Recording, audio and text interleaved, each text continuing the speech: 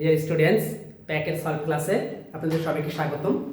এখন আমরা বাংলাদেশ কৃষি বিশ্ববিদ্যালয় ভর্তি পরীক্ষার বিগত বছরের প্রশ্ন সমাধান করব, ঠিক আছে? যেটা হচ্ছে আউট অফ সিলেবাসের সমাবেশ থেকে আসা সকল প্রশ্নের সমাধান। ওকে, তাহলে আমরা বুঝতে পারবো যদি আমাদের হচ্ছে এই বছর কৃষি ভর্তি পরীক্ষায় আউট অফ সিলেবাস থেকে প্রশ্ন আসে, কী ধরনের আসতে পারে সমাবেশ থেকে সেটা ধারণা পাবো, ঠিক আছে? এই যে দেখি, তাহলে এই যে প্রশ্ন সলভের আগে আমরা একটু কি শিখবো বলেন দেখি, আমরা একটু বেসিক জিনিস শিখি। বেসিক জিনিস বলতে সমাবেশ সম্পর্কে একটু বেসিক জিনিসগুলো শিখে রাখি, তাহলে আমাদের সলভ করতে সুবিধা হবে। হ্যাঁ, তো দেখেন আমরা হচ্ছে সমাবেশ কখন ইউজ করি। সমাবেশ মানে হচ্ছে কিন্তু এনসিআর এর হিসাব, ঠিক আছে? এই এনসিআর কখন ডিফাইন, যদিও আমরা এগুলো আগের ক্লাসে পড়ে গেছি। হ্যাঁ, এনসিআরটা কখন ডিফাইন, এন গ্রেটার দেন আর।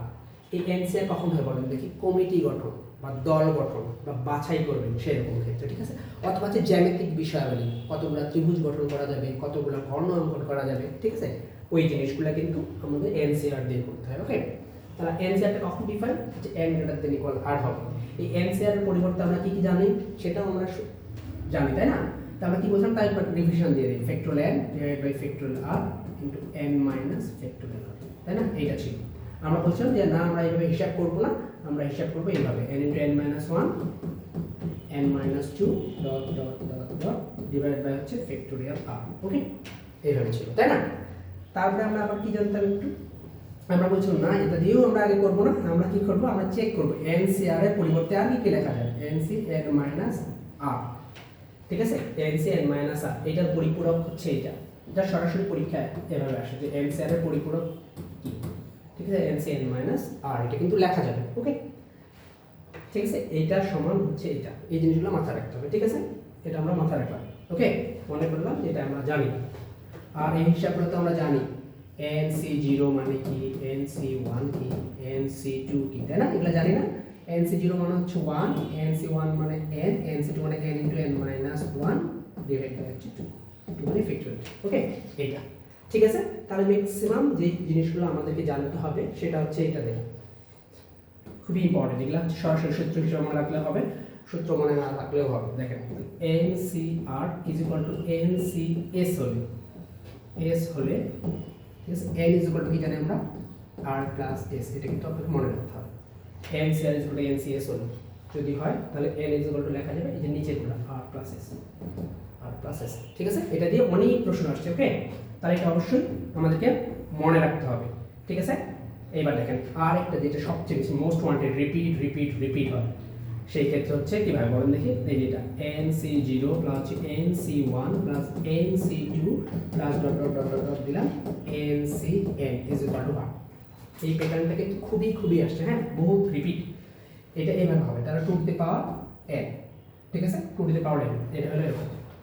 ওকে, এখন চালাকি করে কি হয় বলেন দেখি, এই পোর্শনটা কোনো সময় দেওয়া থাকে না, তখন থাকে NC1 plus NC2 plus dot dot dot dot NCN দিলাম ইজ ইকুয়াল টু কি হবে, তাহলে 2 to the power n minus কিন্তু 1 হবে। কেন বলুন তো, কারণ NC0 মানে কত, 1, এই 1টা বাদ দিচ্ছি, এই জন্য হচ্ছে এরকম ভাবে হবে। ওকে, ঠিক আছে? বুঝছি না বুঝি না, একটু মনে রাখতে হবে, একটু লিখে রাখবেন, ঠিক আছে? একটু লিখে রাখবেন। হ্যাঁ, এই রাখেন, এটা একটু মনে রাখতে হবে। ওকে, বোঝা যায় না?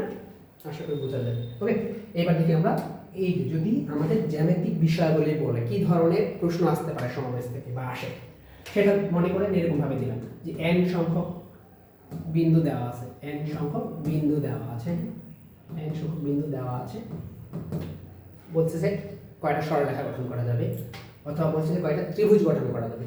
তাহলে নরমালি তিনটা বিন্দুতে আমরা কি পাই, তিনটা বিন্দু নিয়ে একটা ত্রিভুজ হয় না? তাহলে NC3 গঠিত ত্রিভুজের সংখ্যা, এটা হচ্ছে ত্রিভুজের সংখ্যা, ত্রিভুজের সংখ্যা, ঠিক আছে?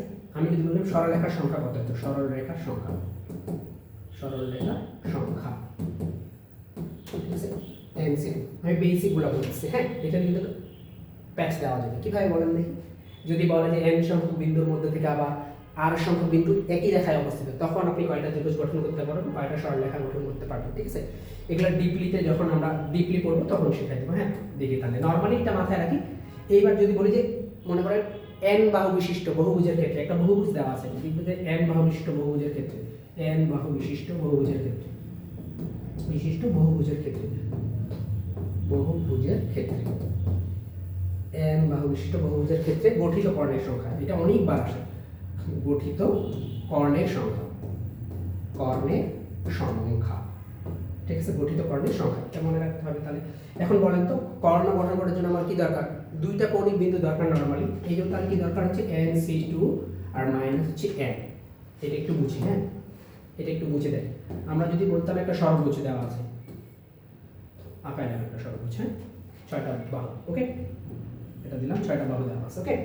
তাহলে ষড়ভুজের ক্ষেত্রে আপনি কি করতে হবে? কর্ণ সংখ্যা দরকার, কর্ণ। তাহলে আমার এইটা আর এই কৌণিক বিন্দুটা একটা কর্ণ, এইটা আর এই কৌণিক বিন্দুটা একটা কর্ণ, তাই না? এইটা আর এই কৌণিক বিন্দুটা একটা কর্ণ, তাই না? তাই কি না? কর্ণ।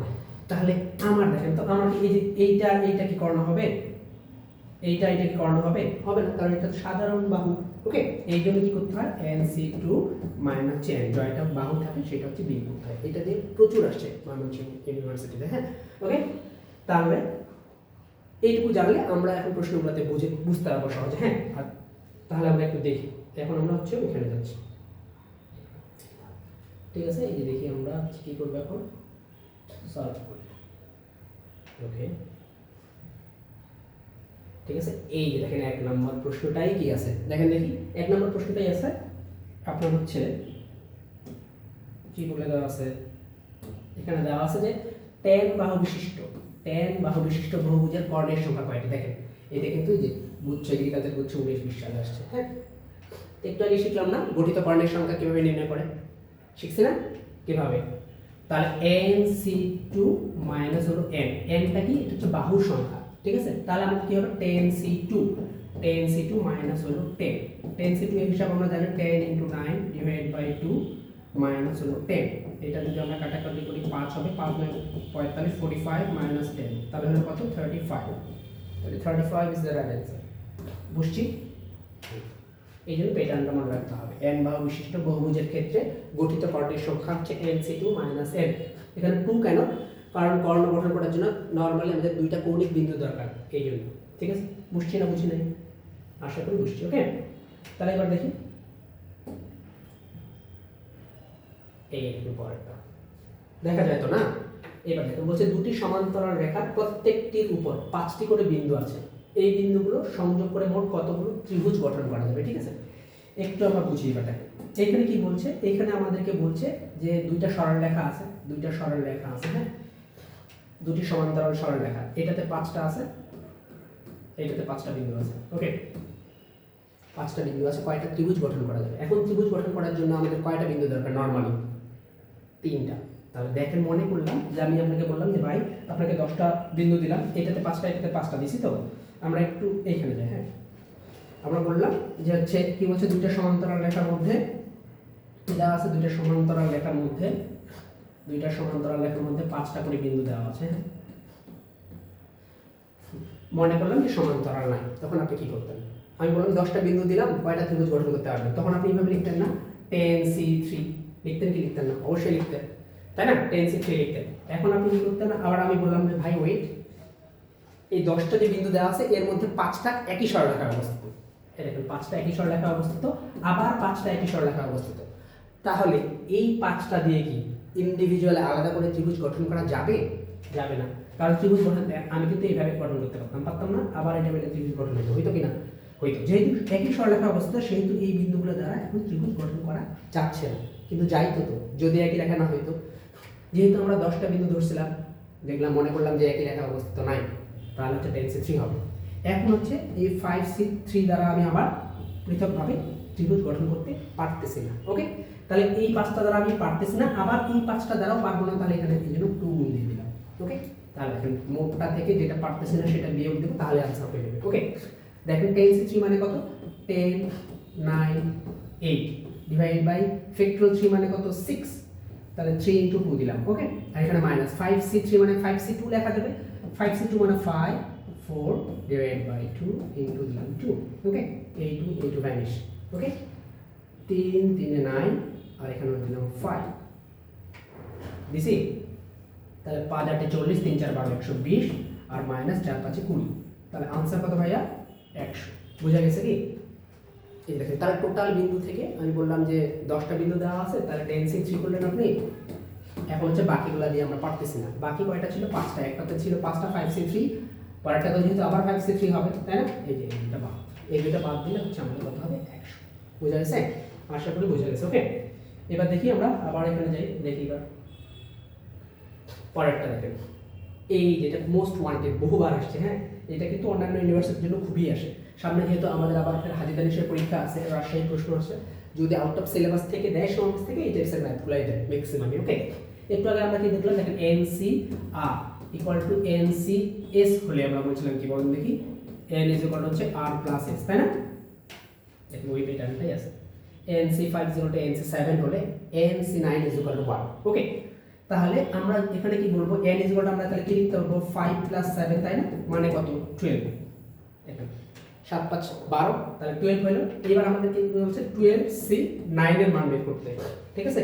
12C9 মানে কি লেখা যাবে? 12 থেকে 9 বাদ দেওয়া যাবে না? 12C3 লেখা যাবে না? অবশ্যই যাবে, কারণ আমরা পরিপূরকটা কি বললাম? NCR লেখা যাবে NCN মাইনাস R। ওকে, দেখেন তাহলে 12 ছিল 12C9, এটা হিসেব করতে অনেক বড় হবে, এই জন্য এটাকে ছোট করে দেবো।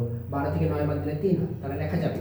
এবার 12 11 10 লেখা যাবে না? আর নিচে ফ্যাক্টরিয়াল যেহেতু 3 আছে, তাহলে ফ্যাক্টরিয়াল 3 হবে।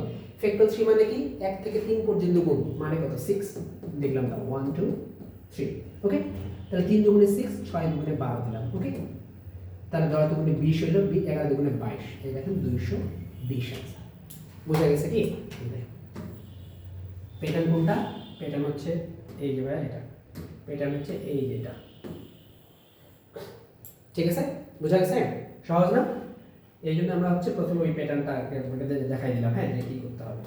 এইবার দেখি পরেরটা, হ্যাঁ, দেখি পরে কি আছে। এই যে আবার রিপিট হয়েছে না? 12 বাহু বিশিষ্ট একটি সমতল ক্ষেত্রে কয়টি কর্ণ আছে, তাই না? বুঝছেন কয়টা কর্ণ আছে? তাহলে 12C2 মাইনাস 12। ওকে, তাহলে এটা হিসাব করলে কত হবে? 12 into 11 divide by 1 into 2, 2 factor মানে 1 থেকে 2 পর্যন্ত গুণ, এটা তো আমরা জানি, তাই না? আর মাইনাস দিলাম 12। ওকে, তাহলে 6 দিছি, 6 11 কত হয়? 66 মাইনাস হচ্ছে 12, তাহলে কত হবে? কত হবে? 6 থেকে 2 বাদ দিলে 4, 4 একটাতে আছে 54 আছে, ঠিক আছে? কত আছে? 2 নম্বরটা। বুঝা গেছে? এই দেখেন, তাহলে প্যাটার্নটা বুঝলাম কি? n বাহু বিশিষ্ট বহুভুজের ক্ষেত্রে গঠিত কর্ণের সংখ্যা NC2 মাইনাস হচ্ছে n। ওকে, ক্লিয়ার? বুঝা গেছে না? এবার দেখি পরেরটাতে যাই। আবার দেখেন, বলছে n বাহু বিশিষ্ট একটি সমতল ক্ষেত্রে কৌণিক বিন্দুগুলোর সংযোজক রেখা দ্বারা গঠিত কর্ণের সংখ্যা। দেখেন এটা রিপিট হচ্ছে, একটু আগে আমরা একটা প্রশ্ন দেখলাম, এই প্রশ্নটা আবার সব এগুলো কি কোথায় দেখতেছি? বাংলাদেশ কৃষি বিশ্ববিদ্যালয়। ওকে, কেন দেখতেছে এটা? কারণ এইবার যে উচ্চ পরীক্ষা, কৃষি উচ্চ পরীক্ষা হবে, এনারা কোয়েশ্চেন করবে। ওকে, এই জন্য একটু ধারণা নিচ্ছি আমরা যে কি ধরনের প্রশ্ন পিক করে, যদি আউট অফ সিলেবাস থেকেও দেয়। ওকে, তাহলে দেখেন, তাহলে n বাহু বিশিষ্ট আবার কি বলছে? গঠিত কর্ণের সংখ্যা বলছে না? তাহলে তো সরাসরি সূত্রটাই ভাইয়া, NC2 minus n, NC2 minus n, কত নম্বরটা? 4 নম্বরটা আনসার। ওকে, দেখেন সরাসরি সূত্রটা চাইছে এখানে, ঠিক আছে? বুঝছি না বুঝি নাই? আশা করি বুঝছি, তাই না? এবার আমরা পরেরটাতে দেখি। এই দেখেন সরাসরি আবার সূত্রটা আসছে, দেখেন তো, এই দেখেন কিন্তু রিসেন্ট, বেশি আগের না, 15 থেকে 16, 15 সেশনে আসছে এটা। তাহলে NCR ইকুয়াল টু NCS হলে n ইজ ইকুয়াল টু কি হবে? P প্লাস R লেখা যাবে, P প্লাস R, আমরা জানি P প্লাস R কোনটা? 1 নম্বরটা आंसर। বুঝা গেছে তো না? এটা কিন্তু সরাসরি সূত্র, ফর্মুলা হিসেবে মনে রাখবেন, তার কোনো সমস্যা নেই। ওকে, এবার পরেরটাতে যাই দেখি। এই যে দেখেন সরাসরি সূত্রটা আসছে না? NC1। এই দেখেন আমরা একটু আগে প্যাটার্ন পড়ছিলাম কি? সরি চেঞ্জ হয়ে গেছে না? সরি, এই দেখেন আমরা একটু আগে প্যাটার্ন পড়ছিলাম, হচ্ছে কি প্যাটার্ন পড়ছিলাম বলেন তো? আমরা পড়ছিলাম যে NC0 প্লাস NC1 থেকে শুরু করে NCN পর্যন্ত হবে, তাহলে কি প্যাটার্ন ছিল? 2 টু দি পাওয়ার n, তাই না? কেউ যদি এখন দেখেন এটা যদি ভুল করে আপনি 2 টু দি পাওয়ার n দেন, তখন কিন্তু আপনার ভুল যাবে, তাই না? দেখেন ধারাটা কিন্তু শুরু হয়েছে কোথা থেকে? NC0 থেকে শুরু হয়নি, যদি 0 থেকে শুরু হইতো তাহলে 2 টু দি পাওয়ার n, ঠিক আছে? তার মানে এইটা দেয়নি, যদি এটা না দেয় তাহলে এটাকে আপনি যদি এই পাশে নিয়ে যেতাম, 2 টু দি পাওয়ার n মানে হচ্ছে NC0, তাই কি না? NC0 মানে কত? 1, তাহলে 2 to the power n minus 1, তাহলে কোনটা आंसर? 2 নম্বরটা। বুঝা গেছে? আশা করি বুঝা গেছে। হ্যাঁ, এবার দেখি পরেরটাতে যাই। এইবার দেখি NCR is equal to NC r minus one এর সমান কোনটি, তাই না? এইবার দেখেন এটা কিন্তু একটা ফর্মুলা, এটা এরকম ছিল এন সি আর প্লাস হচ্ছে এন সি আর মাইনাস ওয়ান যদি হয়, তাহলে আপনার কি হয় বলেন তো, এই যে এন প্লাস ওয়ান সি আর, এটা প্যাটার্ন হিসেবে মনে রাখতে হবে। এখন মনে করেন যে আপনি সূত্রটা জানেন না, তাও কোনো সমস্যা নেই, আপনি পারবেন। কীভাবে পারবেন? দেখেন আমরা যদি এন এর মান এখানে ধরে নিই ভাই, এন এর মান ধরলাম 5, আর এর মান ধরলাম 3, অন্য কিছু ধরা যাবে কোনো সমস্যা নেই, ঠিক আছে? খালি 1 বাদ দিয়ে 1 2 বাদ দিয়ে একটু বড় ধরবে, ঠিক আছে? ওকে, এবার দেখেন তাহলে মনে করেন যে আপনি এই সূত্রটা জানেন না, এই হিসেবে কিন্তু দেখেন এটা কোনটা সূত্র হয়, n প্লাস ওয়ান সি আর, n প্লাস ওয়ান সি আর 2 নম্বরটা আনসার। হ্যাঁ, এখন আমি বললাম যে আপনি সূত্র জানেন না, তাহলে কীভাবে করবেন? ঠিক আছে, মনে করলাম যে আমরা সূত্রটা জানি না, তাহলে কীভাবে করবো দেখেন, তাহলে আমরা ভ্যালু ধরে নিব। তাহলে ধরে নিলাম n এর মান কত, n এর মান হচ্ছে আমরা 5, তাহলে 5c3 প্লাস 5c কত 2 হবে, তাই না? কারণ r এর মান হচ্ছে 3, 3 থেকে একবার দিলে 2 হবে, তাহলে 5c3 মানে 5c2 প্লাস আবার 5c2, 5c2 মানে কত, 5c2 মানে হচ্ছে 5 × 4 ডিভাইড বাই 2 মানে কত 10, তাহলে এখানে 10 আর এখানে 10 মানে 20 হলো, ঠিক আছে? তাহলে প্রশ্নের ভ্যালু আপনি কত পেলেন, 20। এখন করবেন অপশন টেস্ট, যেই অপশনে আপনার 20 আসবে সেটাই অ্যান্সার, তাই না? এবার দেখেন তাহলে আমরা কি করব, 1 নাম্বার অপশনে বসাই 5, n এর মান 5 ধরছিলাম, c r এর মান কত হচ্ছে 3, 3 থেকে একবার দিলে 2, 5c2 মানে হচ্ছে 10, আমাদের অ্যান্সার কত ছিল 20, তাহলে কি 1 নাম্বার অ্যান্সার হবে? 1 নাম্বারটা হবে না। ওকে, এবার তাহলে পরেরটাতে যাই, দেখেন n এর মান কত ছিল 5, তাহলে 5 আর 1 হল c, 6 r এর মান কত 3, 6c3 মানে কত 6 × 5 × 4 আর ডিভাইড বাই ফ্যাক্টরিয়াল 3, ফ্যাক্টর 3 মানে 6, এই দেখেন 6 6 কাটে গেছে, 4 5 20। সো যদি আপনার সূত্র মনে না থাকে তাও আপনি পারবেন, ঠিক আছে? যদিও আমরা বললাম এটা সূত্র কি, এটা সূত্র হচ্ছে n সি আর, এটা হচ্ছে এই যেটা, ঠিক আছে, n প্লাস 1 সি আর। ওকে, তাহলে এই n সি আর এর হিসাবগুলো যদি আপনারা জানেন তাহলে হচ্ছে আপনার সূত্র মনে না রাখলেও হবে। ওকে, বুঝছি না? আশা করি বুঝছি। এবার দেখি পরেরটাতে যাই, এই যে n এর মানটা কখন বৃহত্তম হবে, এইগুলো আমরা আগের ক্লাসে পড়ছি, তাই না? দেখেন n সি আর জোড় সংখ্যা হলে এই যে n সি আর মানটা কখন সর্বোচ্চ হবে, n সি আর এর মান সর্বোচ্চ কখন, যখন হবে n twice r, n twice r অথবা r n ভাগ 2, ঠিক আছে? এটা প্রমাণ করা যাবে, আমরা পরে যাচ্ছি, ঠিক আছে? তাহলে কত হবে, r ভাগ r হবে n ভাগ 2, ঠিক আছে? কত নাম্বারটা অ্যানসার, 9 হচ্ছে 3, বুঝা গেছে? এটাকে মনে রাখবেন। হ্যাঁ,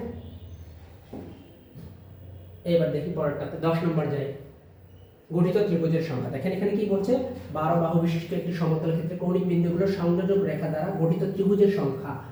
তাহলে ত্রিভুজ গঠন করার জন্য নরমালি কয়টা বাহু দরকার, 3টা বাহু, তাহলে এটা অ্যানসার 12c3, 12c3 মানে কত 12 × 11 × 10 ডিভাইড বাই হচ্ছে ফ্যাক্টর 3 মানে হচ্ছে 6, 3 ফ্যাক্টরিয়াল মানে কি এটা 6, তাহলে এখানে 2 হলো, 2 মানে 10, 10 মানে 220, তাহলে অ্যানসার কত 220।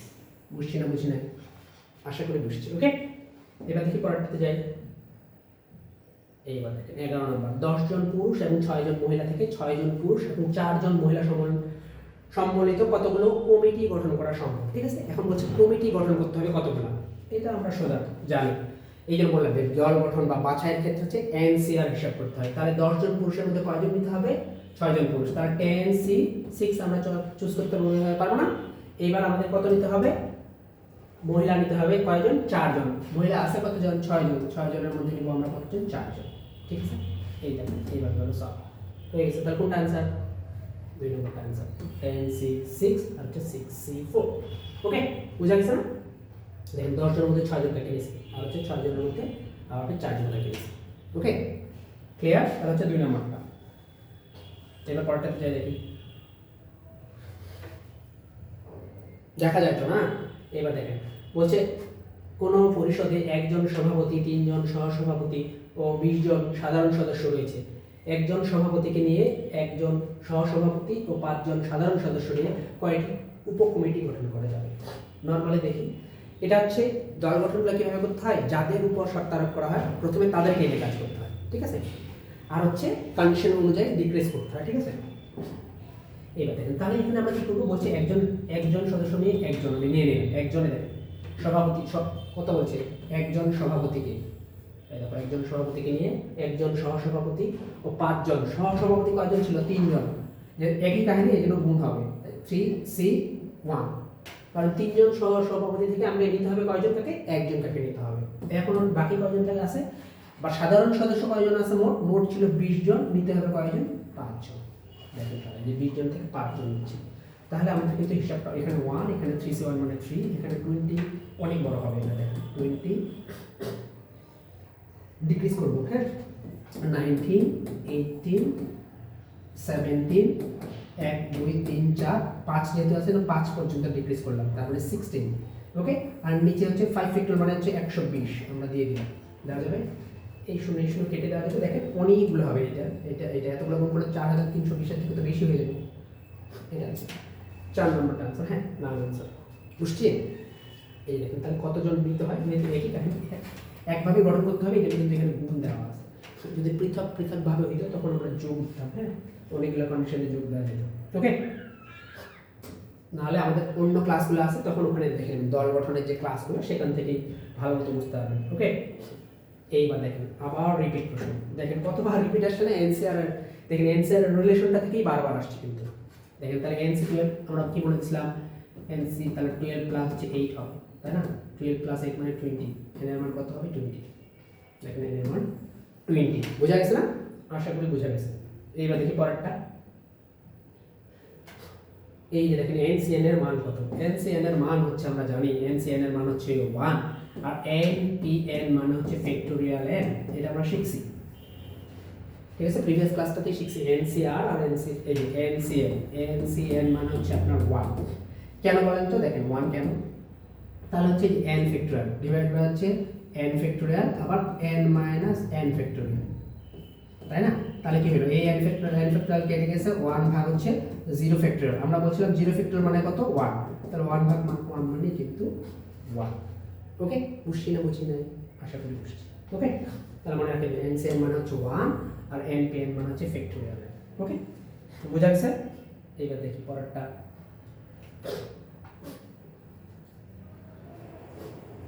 ঠিক আছে? এইবার দেখেন এই প্রশ্নটা কি বলছে। এই প্রশ্নটাতে বলছে যে ময়মনসিংহ হতে ঢাকায় 7টি ভিন্ন ভিন্ন বাস যাতায়াত করে। একজন লোক কত সংখ্যক উপায়ে ময়মনসিংহ হতে ঢাকায় পৌঁছে আবার ময়মনসিংহে ফিরে আসতে পারবে যদি যাবার সময় যেই বাসে গেছেন আসার সময় সেই বাসে না আসে? ঠিক আছে, তো এরকম একটা প্যাটার্ন ছিল যে দুটি স্থানের মধ্যে যদি n সংখ্যক যানবাহন চলাচল করে, ঠিক আছে? দুটি স্থানের মধ্যে যদি n সংখ্যক যানবাহন চলাচল করে তাহলে তুমি কতভাবে যাতায়াত করতে পারবা? যাতায়াত করার উপায় হচ্ছে n × n - 1, এই যে এইভাবে তুমি যাতায়াত করতে পারবা। তাহলে মোট কয়টা বাস চলে? 7টা। এই 7 - 1 মানে কত? 6 হবে। তাহলে 7 × 6, 6 সাথে কোথায় 42, এই যে 42 উপায়। এক বাদ দিছি কেন? কারণ হচ্ছে যেটাতে গেছে ওইটাতে আর আসে, ঠিক আছে?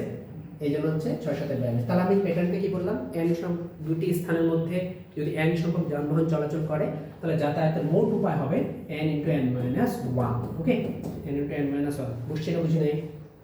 আশা করি বুঝছি। ওকে, এটা একটু মনে রাখতে হবে। এবার দেখি পরেরটা,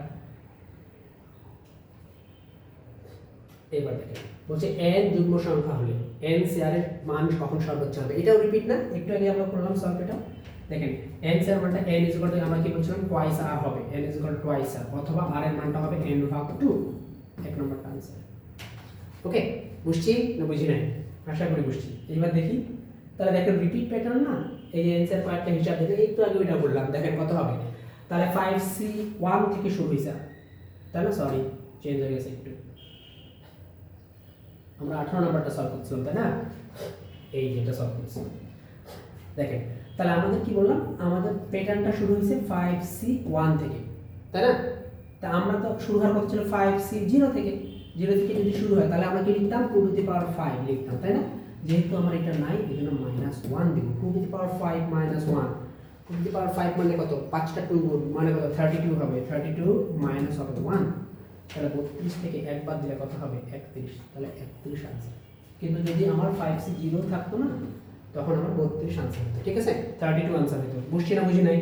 আশা করি বুঝছি। ওকে, এবার দেখি পরেরটাতে যাই। এই দেখেন 5c0 দেখেন, এটা আবার ফের আসছে, দেখেন পরের বছরই আসছে। তাহলে দেখেন এটা সরাসরি आंसर এখন আপনি পাবেন 2^5, কারণ n এর মান 5, এজন্য 2^5, 2^5 মানে কত, 32। ইজি দেখছেন, তার মানে এন সংখ্যক আর এনসিআর এর হিসাবগুলো জানলেই আমাদের এই অঙ্কগুলো হয়ে যাচ্ছে, তাই না? যেটা আমরা ডিসকাস করে দিলাম একটু আগে। এবার পরেরটা দেখি, লাস্ট ওয়ান, আশা করি লাস্ট ওয়ান। ওকে, দেখেন 4 জন ছাত্রের মধ্যে থেকে 2টি কমিটি, প্রত্যেক কমিটিতে 4 জন ছাত্র নিয়ে নেবেন। এটা তো সহজ কাজ, প্রত্যেক কমিটিতে আপনি 4 জন ছাত্র করে নেবেন, তাহলে কত উপায় ওই কমিটিগুলো গঠন করা যাবে, ঠিক আছে? তাহলে মোট কতজন ছিল ভাইয়া? 8 জন। কয়জন টাকা নিতে হবে? 4 জন। 8C4। দেখেন 8 জনের মধ্যে 4 জন নিছেন, বাকি একটা দল, একটা কমিটি গঠন করা হলো, আর বাকি 4 জন তো এমনি একটা কমিটি হয়ে যাবে, তাহলে 2টা কমিটি হয়ে গেল না? তাহলে একটা কমিটি বাছাইয়ের উপায় হচ্ছে 8C4। দেখেন 8C4, এটা 8C4, ঠিক আছে? ঠিক আছে, এই দেখেন এই বিষয়টাই এই যাবত আসছে আর কি সমাবেশ থেকে। তাহলে যদি কৃষি হচ্ছে এবার আউট অফ সিলেবাস সমাবেশ থেকে দেয়, তাহলে বোঝা যাচ্ছে যে কি টাইপসেরগুলো দিবে, হয় জ্যামিতিক উপায়গুলো দিবে, জ্যামিতিক বিষয়াবলী মানে কয়েকটা ত্রিভুজ গঠন করা যাবে, সরলরেখা গঠন করা যাবে, কর্ণ গঠন করা যাবে, তাই না? সেটা, অথবা হচ্ছে কমিটি দল গঠনগুলো, অথবা হচ্ছে অ্যান্সারের বেসিক হিসাবগুলো। বেসিক হিসাবগুলো বলতে অ্যান্সার কখন ডিফাইন হবে, অ্যান্সারের মান কখন সর্বোচ্চ হবে, অ্যান্সারের পরিপূরক হিসেবে কি লেখা যাবে, NC0, NC2, NC3 এগুলোর ভ্যালু কীভাবে বের করতে হয়, সেগুলো সলভ করলেই কিন্তু হবে, ঠিক আছে? তাহলে ঠিক আছে, সমাবেশের এই জিনিসগুলো পড়েন, আর যদি বেসিক ক্লাসগুলো দরকার হয় তাহলে আমাদের পেজে দেখিয়ে ওইখানে ক্লাসগুলো আছে, ঠিক আছে? এভাবে প্র্যাকটিস করেন, অবশ্যই ভালো হবে পরীক্ষা, ঠিক আছে? Bye bye.